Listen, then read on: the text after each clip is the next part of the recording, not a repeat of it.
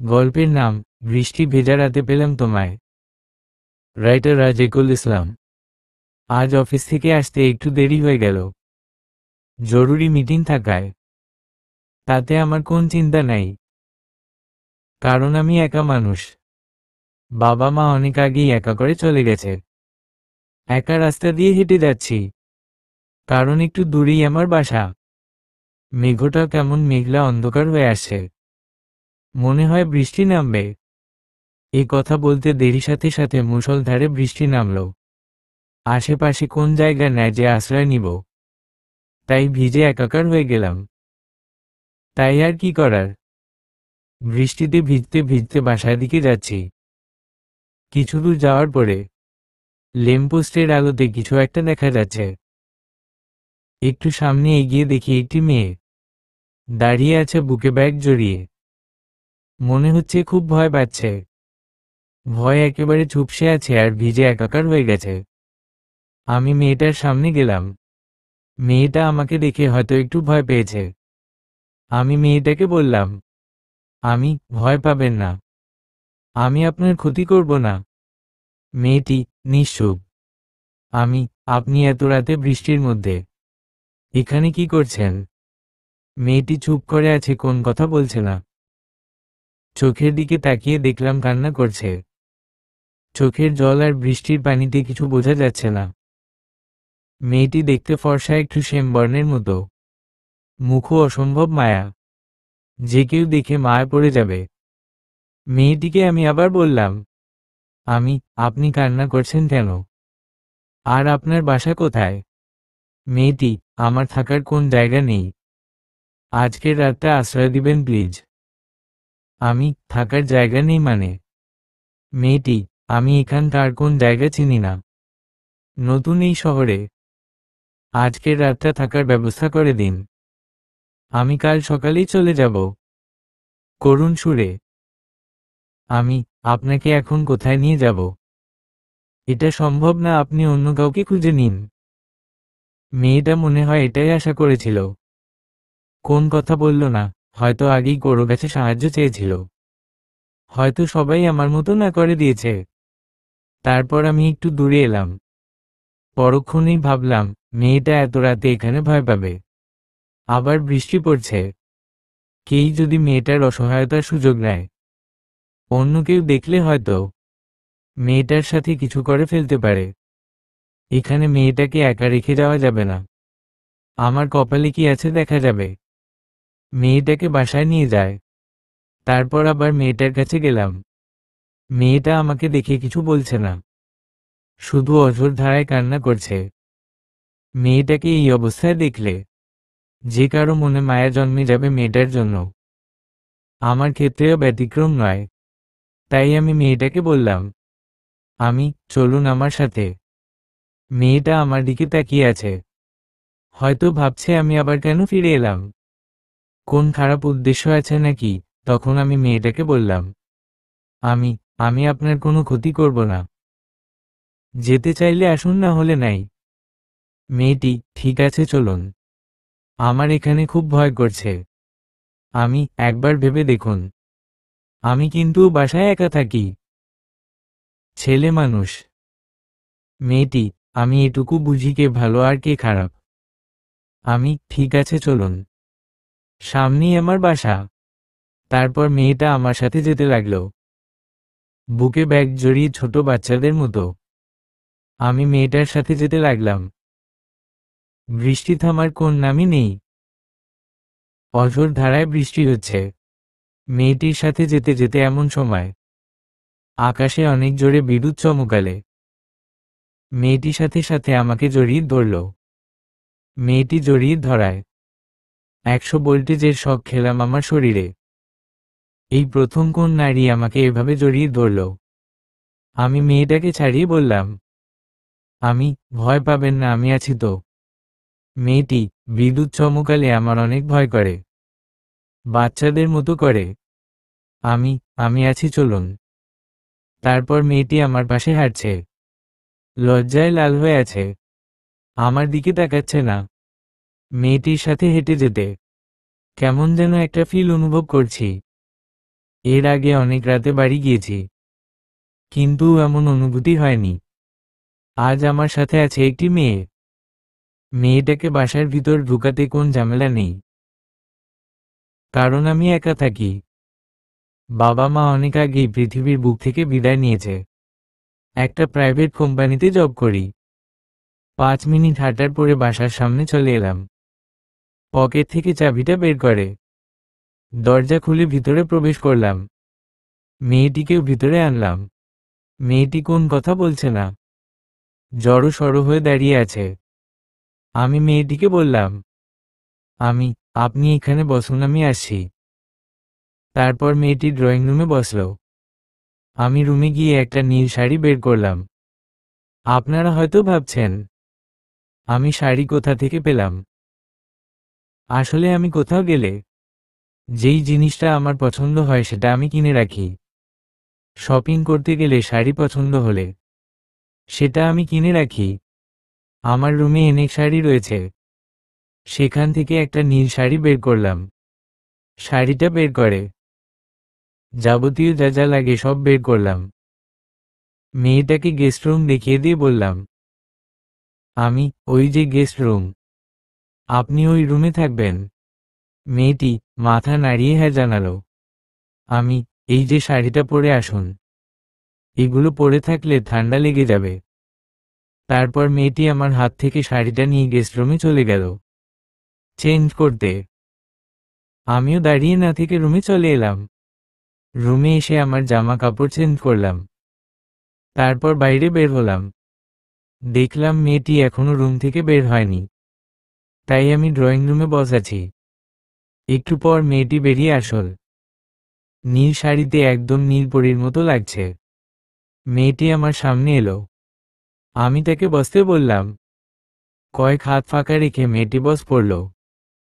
মেয়েটির চুলগুলো এখনো ভিজা আছে অনেক। কি লম্বা চুল, কোমর পর্যন্ত ঝুলে আছে। মেয়েটির শরীর থেকে একটি মিষ্টি ঘ্রাণ আসছে। আপনাদের আর বলে বোঝাতে পারবো না। কি মিষ্টি ঘ্রাণ, যে কোনো পারফিউমকে হার মানাবে। মেয়েটি কিছু বলছে না। আমি নিস্তব্ধতা ভেঙে বললাম, আপনার নামটা তো জানা হলো না। মেয়েটি, আমার নাম রাত্রি। আমি আবির আহমেদ। মেয়েটি, আপনার নামটা তো সুন্দর। আপনারটাও। আচ্ছা, আপনার খিদে পেয়েছে না? আপনি এখানে বসুন, আমি কিছু ব্যবস্থা করতেছি। তারপর আমি রান্নাঘরে চলে এলাম। নিজে রান্না নিজেই করে খেতে হয়, তাই রান্না করতে কোন সমস্যা নেই। কোন দিন রান্না করি, কোনো দিন রেস্টুরেন্টে থেকে এনে খায়। আমি রান্না করছিলাম, এমন সময় রাত্রি এলো রান্নাঘরে। আমি তাকে বললাম, আরে আপনি এখানে কেন এলেন? রাত্রি, ওখানে একা বস কি করব, তাই আপনাকে হেল্প করতে এলাম। না, এটা হয় না, আপনি গিয়ে বসুন। রাত্রি, না, আপনি ছেলে হয়ে রান্না করছেন, আর আমি একটা মেয়ে হয়ে দেখব। আমি পারবো। আমি আপনি আমার মেহমান, আপনি গিয়ে বসুন, কোন কথা বলবেন না। তারপর রাত্রি চলে গেল। আমিও রান্না করতে ব্যস্ত হয়ে গেলাম। রান্না করে বাহারে গেলাম খাবার নিয়ে। দেখলাম ড্রয়িং রুমে নেই, রুমে গেছে। তাই আমি খাবারগুলো ডাইনিং টেবিলে সাজালাম। তারপর আমার রুমে গিয়ে ফ্রেশ হয়ে রাত্রির রুমের সামনে এলাম। এই যে শুনছেন, খেতে আসুন। তারপর রাত্রি রুম থেকে বেরিয়ে এলো। একসাথে খাবার টেবিলে বসলাম। আমি তাকে সার্ভ করে দিব এমন সময় রাত্রি বলল, রাত্রি, আরে কি করছেন? আমি বেড়ে দিচ্ছে। আরে না, আপনি আমার মেহমান। রাত্রি, বেশি কথা বলেন কেন? আমি বেড়ে দিচ্ছি। রেগে রাত্রির রাগ দেখে চুপ করে রইলাম। এই প্রথম রাত্রিকে রাগতে দেখলাম। রাগলে মেয়েটার সৌন্দর্য আরও বৃদ্ধি পায়। তারপর রাত্রি আমাকে খাবার বেড়ে দিল। আমিও খেতে শুরু করলাম।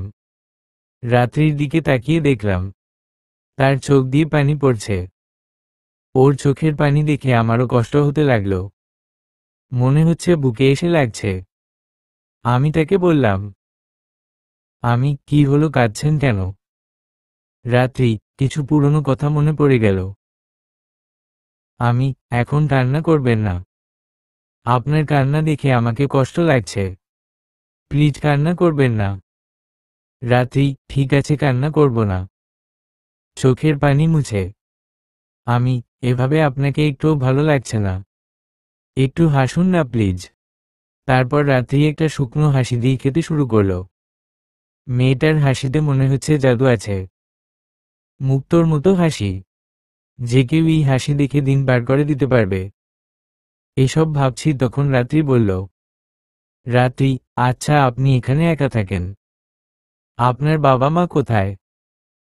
চলে গেছে এক জায়গায়, যেখান থেকে আর হয়তো ফিরে আসা সম্ভব না। রাত্রি, সরি। ঠিক আছে। আপনি খাওয়া করেন তো? রাত্রি, আপনি তো ভালো রান্না করতে পারেন। আমি একা থাকি তাই রান্না করতে হয়। আমার আম্মু আমাকে সব শিখিয়েছেন। তারপর খাওয়া দাওয়া শেষ করে আমি রাত্রিকে বললাম, আমি আপনি গিয়ে ঘুমিয়ে পড়ুন। অনেক রাত হয়েছে, ক্লান্ত হয়ে গেছেন। তারপর রাত্রি মাথা নেড়ে হ্যাঁ সম্মতি জানালো। তারপর রাত্রি ঘুমাতে চলে গেল। আর আমিও খুব ক্লান্ত লাগছে তাই রুমে গিয়ে শরীরটা এলিয়ে দিলাম। মেয়েটাকে অবিশ্বাস হচ্ছে না। মেয়েটাকে দেখে মনে হয় অনেক কষ্টে আছে। যাই হোক, কালকে মেয়েটার পুরো কাহিনী শুনব। মেয়েটাকে দেখলে কেমন যেন মায়া হয়। চেহারার মধ্যে অনেক মায়া মায়া ভাব আছে। কেন জানি না মেয়েটাকে নিয়ে ভাবতে ভালো লাগছে। মেয়েটাকে নিয়ে ভাবতে ভাবতে কখন যে ঘুমিয়ে গেছি মনে নাই। সকালে সূর্যের প্রখর রোদে আমার ঘুমটা ভেঙে যায়। সূর্যের আলোক রোশনি জানালা দিয়ে রুকে ঘুমটা ভেঙে যায়। তাই উঠে ফ্রেশ হলাম। তারপর ড্রয়িং রুমে এসে রাত্রির রুমের সামনে এলাম। দেখি দরজা খোলা, তাই ভিতরে ঢুকলাম। ভেতরে ঢুকে দেখি রুম ফাঁকা। ওয়াশরুমও বাইরে থেকে আটকানো। রাত্রির কালকের ব্যাগটা নেই, তাই দ্রুত ছাদে গেলাম, সেখানে নেই। পুরো বাড়ি তন্ন তন্ন করে খুঁজলাম, কোথাও নেই। বাড়ির সব জিনিস ঠিক আছে, তার মানে রাত্রি চলে গেছে। বুকের ভিতর কেমন জানি ব্যথা অনুভব হতে লাগলো। মেয়েটা এখানটার কিছুই চিনে না, কোথায় যাবে, কি বা করবে, কোন কিছু করে ফেলতে পারে। মনে হচ্ছে মেয়েটার মনে অনেক দুঃখ। এসব ভাবতে ভাবতে বাসা থেকে গাড়ি নিয়ে বের হলাম। বুকের ভিতর কেমন জানি ভয় অনুভব হচ্ছে। মেয়েটাকে যেভাবে হোক খুঁজে বের করতে হবে। ওকে আমি হারিয়ে ফেলবো না তো?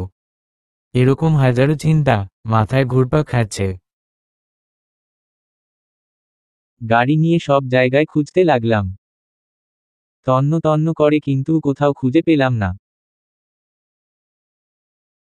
কেমন জানি কান্না আসছে বুক ফেটে। চিরতরে মেয়েটাকে হারিয়ে ফেলবো না তো? এরকম ভয় কাজ করছে। যেভাবেই হোক রাত্রিকে খুঁজে বের করতে হবে। তাই আশেপাশে পুরো শহর তন্ন তন্ন করে খুঁজলাম, কিন্তু কোথাও পেলাম না। প্রায় সন্ধ্যা হয়ে গেল। কেমন জানি ভেঙে পড়লাম। রাত্রিকে আর খুঁজে পাবো না। কাল সকালে আবার খুঁজতে হবে। রাত হয়ে গেছে, বাসায় যেতে হবে। তাই গাড়ি ঘোরালাম বাসার দিকে। বাসার দিকে যাচ্ছি, এমন সময় দেখলাম কিছু ছেলে একটা মেয়ের পিছু নিয়েছে। মেয়েটা গাড়ির দিকেই দৌড়ে আসছে। কোন কিছু বুঝে ওঠার আগেই মেয়েটি গাড়ির সাথে ধাক্কা খেল। তা দেখে ছেলেগুলো পালিয়ে গেল। আমি তাড়াতাড়ি গাড়ি থেকে নামলাম। মেয়েটার কিছু হয়ে গেল না তো? মেয়েটার কাছে গেলাম, মুখ দেখা যাচ্ছে না, পা থেকে রক্ত বের হচ্ছে। মেয়েটাকে তাড়াতাড়ি হসপিটালে নিয়ে যেতে হবে। তাই মেয়েটির কোলে তুললাম। মেয়েটির মুখের দিকে তাকিয়ে দেখে আমি শক। মুখে এক ছিলতে হাসি ফুটে উঠল আমার। আরে এত রাত্রি! তাই তাড়াতাড়ি গাড়ির ভিতরে নিয়ে গিয়ে বসিয়ে দিলাম। ফুল স্পিডে গাড়ি চালিয়ে হসপিটালে নিয়ে এলাম। তারপর ডক্টর রাত্রিকে আইসিইউতে নিয়ে গেল। আমি বাইরে পায়চারি করছি। রাত্রির যেন কিছু না হয়।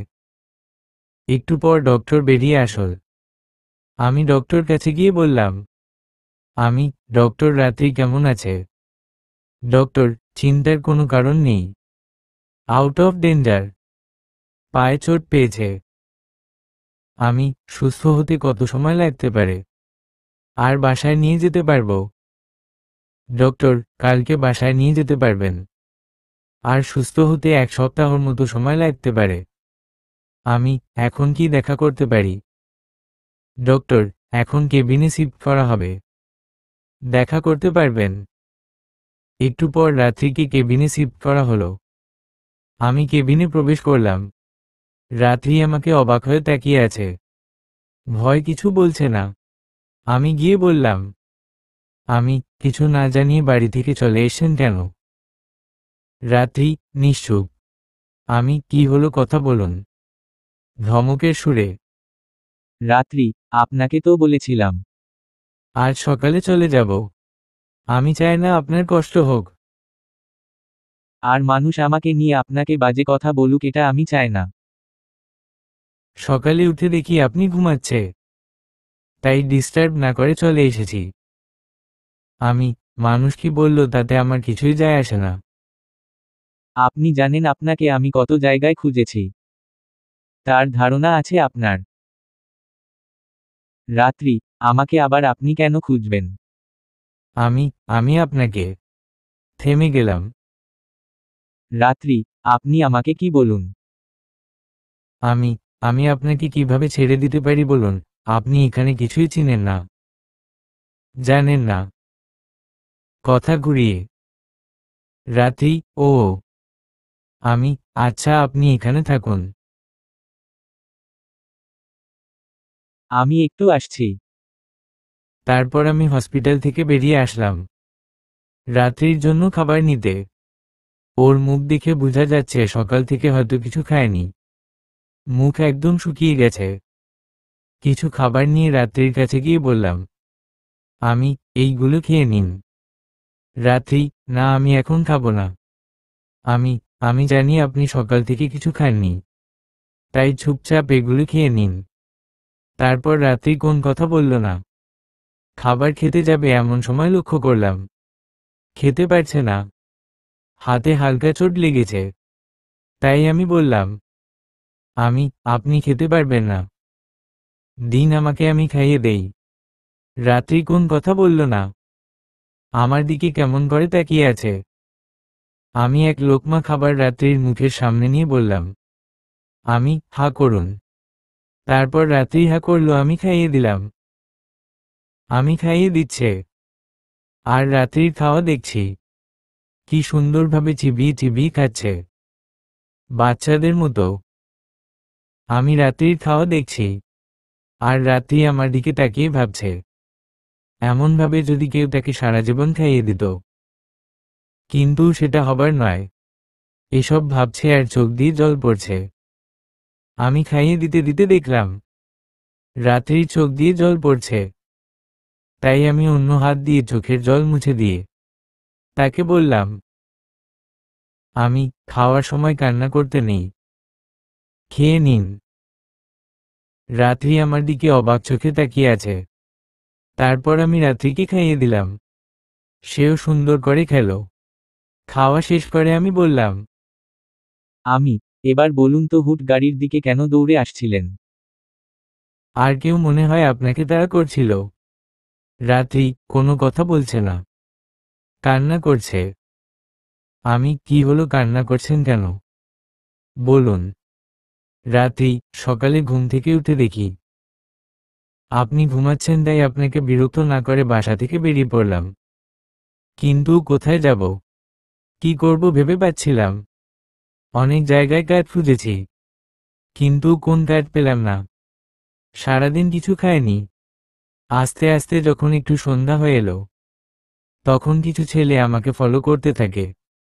আমি তাদের থেকে বাঁচতে দৌড়াচ্ছিলাম। তখন একটা গাড়ির সামনে ধাক্কা খাই।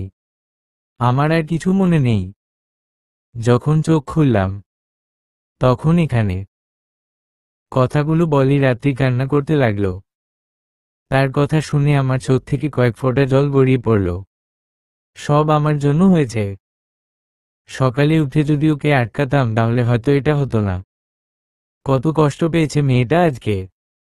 সব আমার জন্য। তারপর আমি রাত্রির হাত দিয়ে রাত্রির চোখের জল মুছে দিয়ে বললাম, আমি আমি কান্না করবেন না। আমি আছি তো। আজ থেকে আপনি আমার বাসায় থাকবেন যতদিন না পুরোপুরি সুস্থ হবেন। তারপর দেখা যাবে। পরের দিন রাত্রিকে বাসায় নিয়ে আসলাম। পুরোপুরি হাঁটতে পারছে না। মেয়েটাকে যত দেখছি ততই দুর্বল হয়ে পড়ছি। তাকে দেখলে অদ্ভুত মায়া কাজ করে।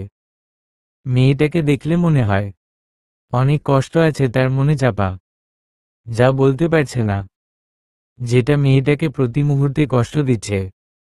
রাত্রিকে বাসায় আনলাম। আসার সময় বাইরে থেকে খাবার নিয়ে আসলাম। বাসায় এসে রাত্রিকে থাকার জন্য আবার গেস্ট রুম দেখিয়ে দিলাম। সে রুমে চলে গেল আস্তে আস্তে। এখনো ভালোভাবে হাঁটতে পারে না।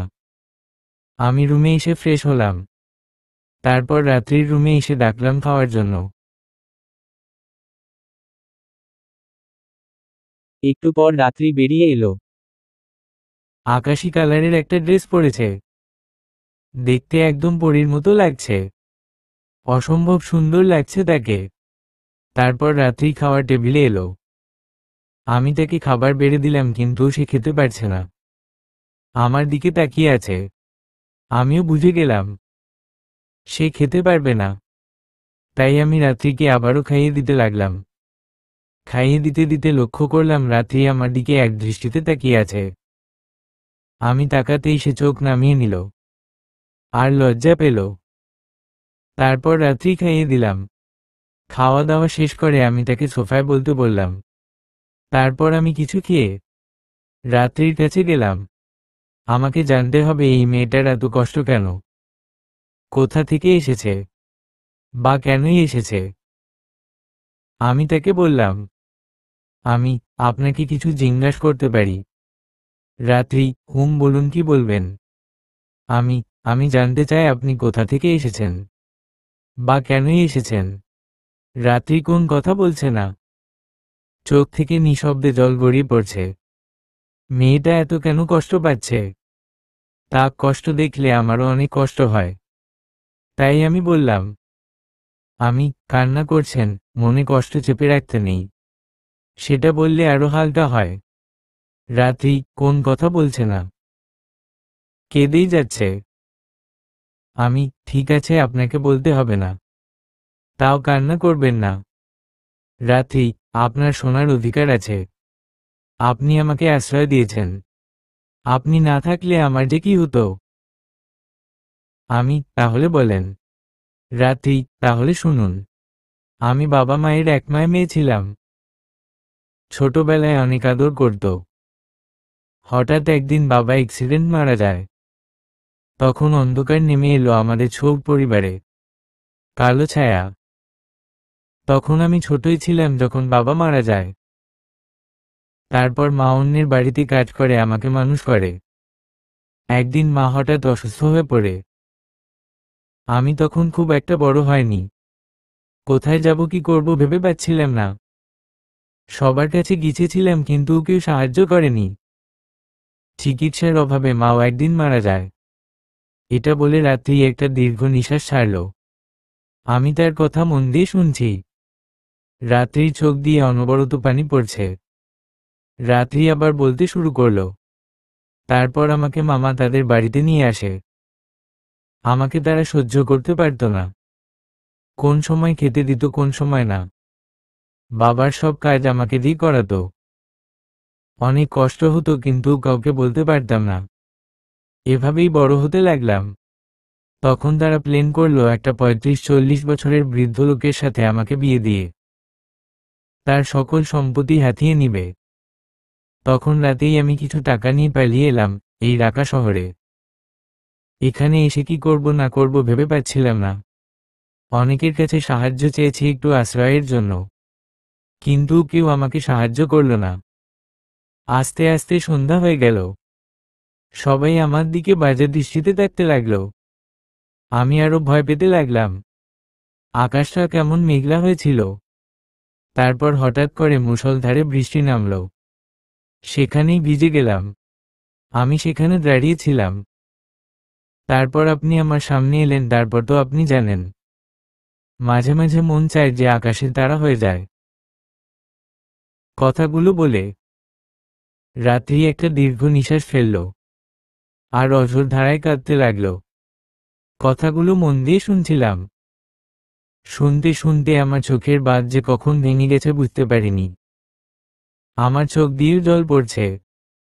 মনে হচ্ছে বাকরুদ্ধ হয়ে গেছি আমি। মেয়েটাকে দেখলে মনেই হবে না যে মেয়েটার মধ্যে এত কষ্ট, এত অবহেলার মধ্যে বড় হয়েছে। একাটা মেয়ে এত অবহেলা কিভাবে সহ্য করতে পারে তা আমার জানা নেই। আর কিভাবে একটা মানুষ নিজের বোনের মেয়ের সাথে এমন করতে পারে। ঘৃণা হচ্ছে আমার, একটা মানুষ কিভাবে এই কাজ করতে পারে। রাত্রি অঝোর ধারায় কান্না করছে। আমি হাঁটু গেড়ে রাত্রির সামনে বস। তার চোখের জল মুছে দিলাম। সে কান্নাশ্রুতি চোখ নিয়ে আমার দিকে অবাক নয়নে তাকিয়ে আছে। আমি তাকে বললাম, প্লিজ কান্না করবেন কেন জানি না, আপনার আমার সহ্য হয় না। আপনি কোনো চিন্তা করবেন না, আপনি এখানে থাকুন। যত দিন মন চায়। রাত্রি, আপনি ব্যস্ত হবেন না। আমি সুস্থ হলেই এখান থেকে চলে যাব। অনেক রাত হয়ে গেছে। আপনি রুমে গিয়ে শুয়ে পড়ুন, আপনি অসুস্থ। তারপর রাত্রি কোন কথা না বলে রুমে চলে গেল। আমিও রুমে চলে এলাম। রুমে আসতেই ফোনটা বেজে উঠল। তাকিয়ে দেখি, রুমে এসেই ফোনটা বেজে উঠল। তাকিয়ে দেখি অফিসের বস। একটু রাগী মানুষ, আবার 2 দিন অফিস যায় নাই। তাই ভয়ে ভয়ে ফোনটা রিসিভ করে বললাম, আসসালামু আলাইকুম বস। বস, ওয়ালাইকুম সালাম। তা 2 দিন অফিস আসো নাই কেন? একটু কাজ ছিল তাই যেতে পারিনি। একটা কথা বলবো? বস, বলো। বস, আমি তো কোন দিন অফিস থেকে ছুটি নেইনি। তাই বলছি যদি 1 সপ্তাহ ছুটি দেন। বস, 1 সপ্তাহ ছুটি তুমি কি করবে এতদিন? একটু পার্সোনাল কাজ আছে। বস, ঠিক আছে, 1 সপ্তাহে বেশি যেন না হয়। ঠিক আছে। তারপর ফোনটা কেটে দিয়ে একটা বড় নিঃশ্বাস ফেললাম। যাক বাবা, কোন মতে বাঁচলাম। তারপর শুয়ে শুয়ে রাত্রির কথাগুলো ভাবতে লাগলাম। এতটা অবহেলার মধ্যে বড় হয়েছে মেয়েটা, তাকে দেখে চেনার কোন উপায় নেই। ওর কথা ভাবতে ভাবতে কখন যে ঘুমিয়ে গেলাম মনে নাই। সকালে সূর্যের প্রখর রোদে আমার ঘুমটা ভেঙে যায়। সূর্যের আলোক রোশনি জানালা দিয়ে ঢুকে ঘুমটা ভেঙে যায়। তাই উঠে ফ্রেশ হলাম। তারপর ড্রয়িং রুমে এসে রাত্রির রুমের সামনে এলাম। রুমের দরজা খোলা। ভিতরে গিয়ে দেখি কেউ নেই। আবার চলে গেল নাকি? তারপর ছাদের দিকে গেলাম। দেখলাম ছাদের এক কোণে দাঁড়িয়ে আছে। তাই আমি তাকে ডিস্টার্ব করলাম না। তার মনটা এমনি খারাপ। তারপর নিচে এসে 2 কাপ কফি বানিয়ে নিয়ে ছাদে গেলাম। আমি গিয়ে তাকে কফির মগটা এগিয়ে দিয়ে বললাম, গুড মর্নিং। রাত্রি, গুড মর্নিং। আপনি আবার কষ্ট করে কেন কফি বানাতে গেলেন? আরে না নিন, খান, কফিটা ঠান্ডা হয়ে যাচ্ছে। তারপর রাত্রি কফির মগে চুমুক দিতে লাগলো। কি সুন্দর করে কাপে চুমুক দিচ্ছে। মনে হচ্ছে মগটা ওর প্রেমে পড়ে যাবে।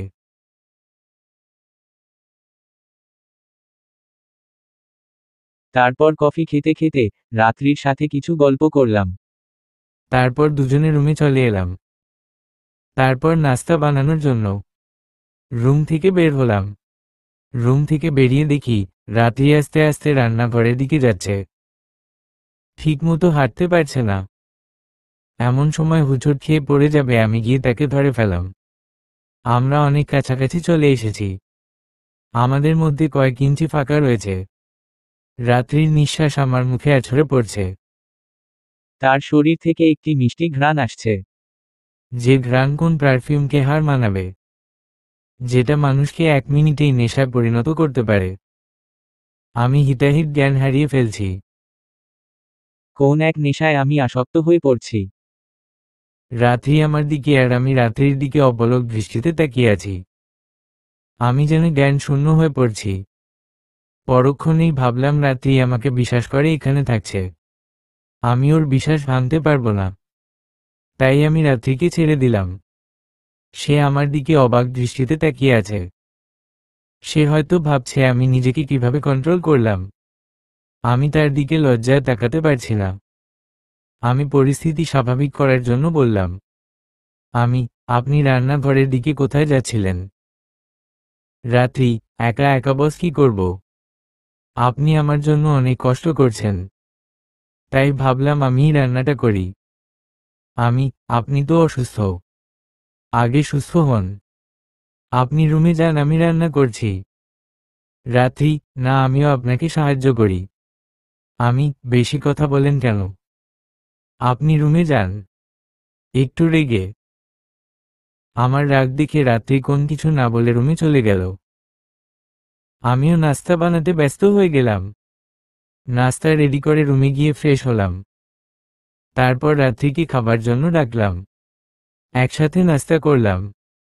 তারপর আমি রাত্রিকে বললাম, খেয়ে রেডি হয়ে নিন, আপনাকে নিয়ে বেরোবো। রাত্রি, কোথায়? আমি, আপনিই তো বললেন বাসায় একা একা ভালো লাগছে না, তাই আপনাকে নিয়ে ঘুরতে বের হব। মনটা ভালো থাকবে। রাত্রি, না, আমি যাব না। কেন যাবেন না? রাত্রি, আমি ভালোভাবে হাঁটতে পারি না। কিভাবে যাব? আপনার সাথে এভাবে হাঁটলে মানুষ আপনাকে দেখে হাসবে। কি সব আবোল তাবোল কথা বলছেন? রাত্রি, আমি ঠিকই বলছি। বেশি কথা বলবেন না। আমি বলছি রেডি হতে। রেডি হয়ে নিন তাড়াতাড়ি। তারপর রাত্রি তার রুমে গেল। আমিও আমার রুমে চলে এলাম। রেডি হলাম। রেডি হয়ে বাইরে বের হলাম। তারপর রাত্রিকে ডাকতে এলাম। দরজা খোলা আছে, তাই আমি কোন কিছু না ভেবে ভিতরে চলে গেলাম। ভিতরে গিয়ে যেটা দেখলাম তাতে মোটেও প্রস্তুত ছিলাম না আমি। ভিতরে গিয়ে দেখলাম রাত্রি ড্রেস চেঞ্জ করছে, যা দেখে আমি থ হয়ে গেলাম। তাই তাড়াতাড়ি রুম থেকে বেরিয়ে এলাম। জানি না রাত্রি কি ভাবছে। একটু পর রাত্রি রুম থেকে বেরিয়ে এলো। আমি লজ্জায় তার দিকে তাকাতে পারছি না। সে এসে আমাকে বলল, রাত্রি, আপনি তো বেশ লুচু আছেন। হেসে, আমি, আপনি যেমনটা ভাবছেন তেমনটা না। আমি কিভাবে জানবো যে আপনি চেঞ্জ করছেন? রাত্রি, মেয়ে মানুষের রুম, নক করে তো রুকবেন। আমি, আপনি তো দরজাটা লক করা উচিত ছিল। রাত্রি, আসলে ভুলটা আমারই হয়েছে, দরজাটা লক করা উচিত ছিল। এই কথা বলেই রাত্রি হেসে উঠল। কি সুন্দর তার হাসি! যে কেউ এই হাসি দেখে জীবন কাটিয়ে দিতে পারবে। আমি তার দিকে এক দৃষ্টিতে তাকিয়ে আছি। আমি এভাবে তাকিয়ে আছি।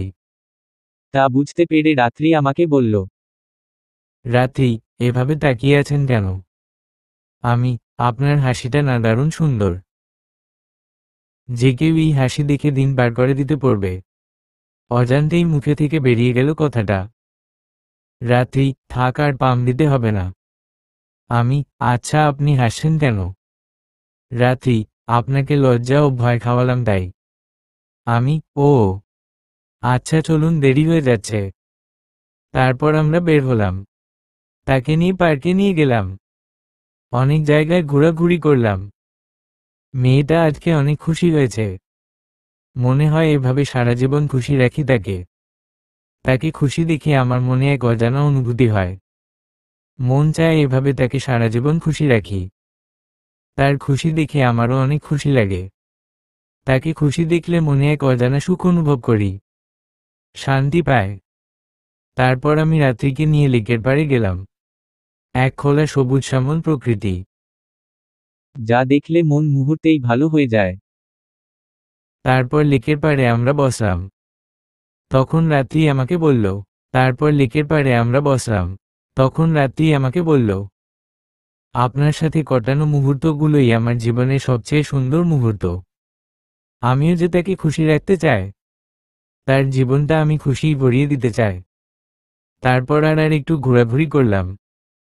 তারপর বাইরে একটা রেস্টুরেন্টে দুপুরের লাঞ্চ সেরে নিলাম।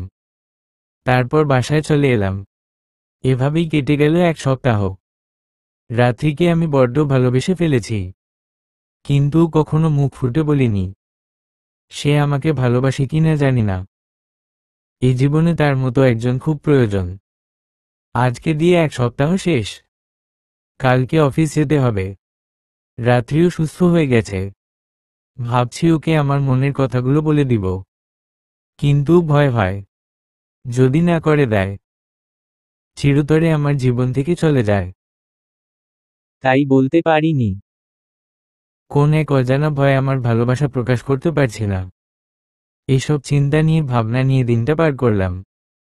রাত্রিকে বলতে চেয়েও বলতে পারিনি আমি যে তাকে পাগলের মতো ভালোবেসে ফেলেছি। পরের দিন সকালে রাত্রি সহ নাস্তা করছি। আজ একটু সকালে উঠেছি কারণ আজকে অফিস যেতে হবে। 2-1 দিন ধরে রাত্রিই রান্না করে। রাত্রির সাথে নাস্তা করতে করতে রাত্রি আমাকে বলল, রাত্রি, আবির সাহেব একটা কথা বলার ছিল। আমি, বলুন কি বলবেন। রাত্রি, আমি তো এখন সুস্থ হয়ে গেছি, তাই ভাবছি আজকে চলে যাব। আমি, চলে যাব মানে? কোথায় যাবেন? রাত্রি, ভাবছি বাসায় ফিরে যাব। আমার কপালে যা আছে তাই হবে। আমি, ফিরে গেলে তো আপনি শান্তিমতো বাঁচতে পারবেন না, প্রতিনিহিত আঘাত পাবেন। রাত্রি, আমার ভাগ্যে যা আছে তাই হবে। আপনাকে আর কষ্ট দিতে চায় না। আপনি আমার জন্য অনেক কষ্ট করেছেন। আমি, আপনি থাকুন এখানে। আপনাকে তো আমি কিছু বলছি না। রাত্রি, না, আমি চলে যাব। আমি এখানে আর থাকতে পারবো না। রাত্রি মনে মনে ভাবছে, কিভাবে থাকবো এখানে? এখানে থাকলে তো আপনার প্রতি আরো দুর্বল হয়ে যাব। আপনাকে যে আমি ভালোবেসে ফেলেছি, এ ভালোবাসার কোন যোগ্যতা আমার নেই। কোনোদিনও আপনাকে ভুলতে পারবো কি না জানি না। এদিকে আমি রাত্রি চলে যাবে এটা ভেবে আমার বুক ফেটে কান্না আসছে। কিভাবে তাকে বোঝাবো আমি যে তাকে কতটা ভালোবাসি? না, আজকে যে করেই হোক তাকে আমার মনের কথা বলতে হবে। অফিস থেকে আগে আসি, তারপর যদি ভালো না বাসে তাহলে তাকে আমি যেতে দিব। তাকে আমি আটকাবো না। যাই হোক, রাত্রিকে অফিস থেকে আসা পর্যন্ত বাসায় রাখতে হবে। তারপর আমি রাত্রিকে বললাম, আমি, কেন থাকতে পারবেন না? রাত্রি, তা আপনাকে বলতে পারবো না। আমি আর এখানে থাকবো না, ফিরে যাব। আমি, ঠিক আছে, আমি আপনাকে আটকাবো না, কিন্তু আমি আগে অফিস থেকে ফিরে আসি, তারপর যাবেন। রাত্রি, ঠিক আছে। আমি, অফিস থেকে না ফিরে আসা পর্যন্ত আপনাকে বাসায় থাকতে হবে। 1 পাও নড়বেন না বাসা থেকে। রাত্রি, ঠিক আছে। রাত্রি কথাগুলো বলার সময় তার চোখে জল ছলছল করছিল। হয়তো ফিরে যাবে, আবার তাকে অবহেলা সহ্য করতে হবে, তাই হয়তো। তারপর নাস্তা করে অফিসে চলে গেলাম। ছেলে মানুষের নাকি কান্না করে না, কিন্তু আমার বুক ফেটে কান্না আসতেছে। রাত্রিকে আজকে সব বলতে হবে।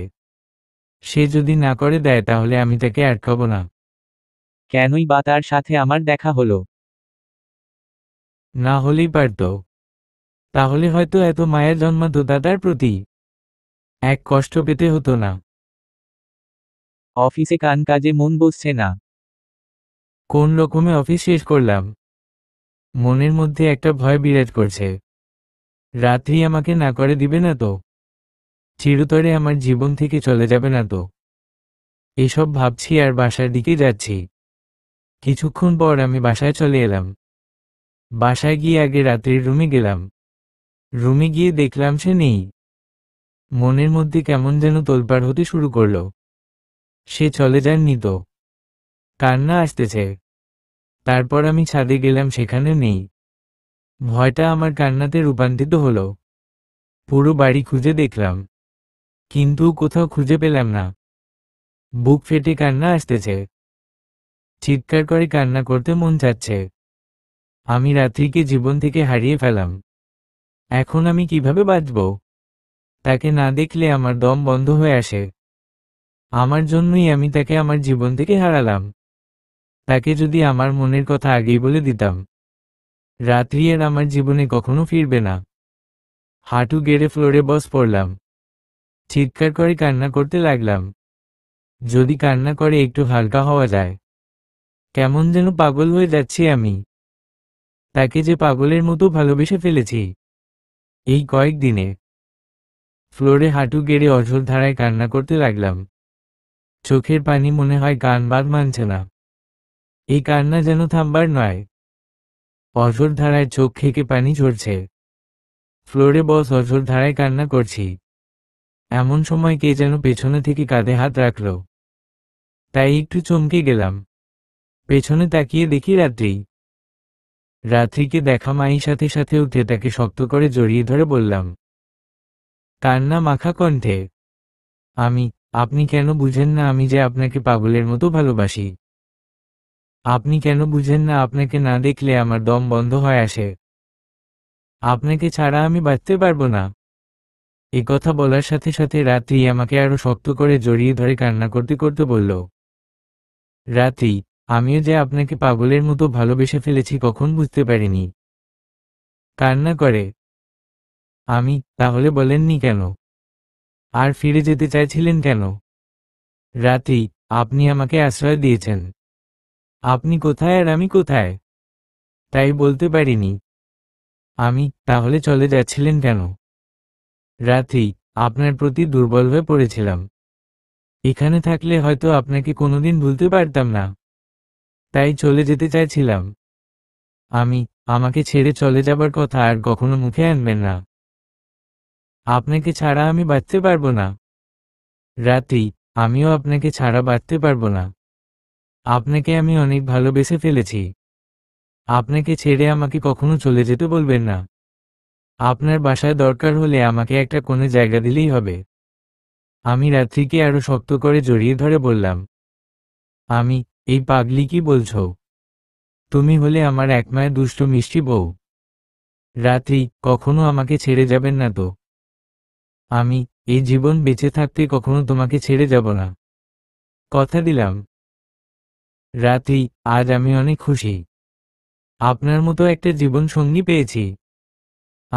আমিও আজ অনেক খুশি যে তোমার মতো একটা মিষ্টি কিউট বউ পেয়েছি। রাত্রি, থাক আর পাম দিতে হবে না। আমি অতটা সুন্দর না। পাম কেন দিতে যাব? তুমি হচ্ছ আমার পরি বউ।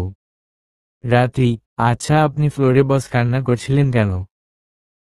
বাসায় এসে দেখি আপনি নেই। বড় বাড়ি খুঁজলাম কিন্তু কোথাও পেলাম না। আপনাকে জীবনে থেকে হারিয়ে ফেললাম তাই কান্না আসতেছিল। রাত্রি, আপনি আমাকে এতটা ভালোবাসেন? জীবনের চাইতে বেশি। আচ্ছা ওসব কথা বাদ দিন। আপনি কোথায় ছিলেন? রাত্রি, আমি তো রান্নাঘরে ছিলাম। রান্না করছিলাম। আমি রান্নাঘরে তোমাকে খোঁজা হয়নি।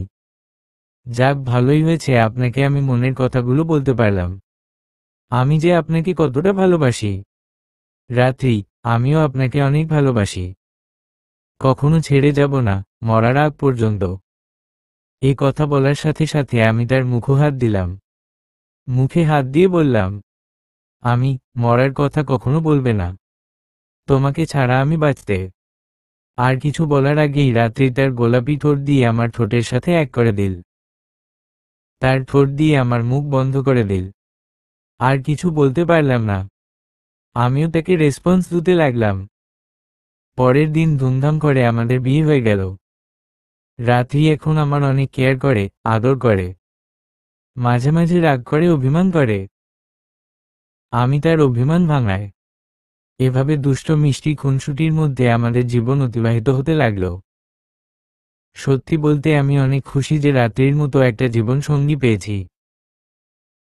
আমরা জীবনের আরো এক ধাপ এগিয়ে গেলাম। সমাপ্ত।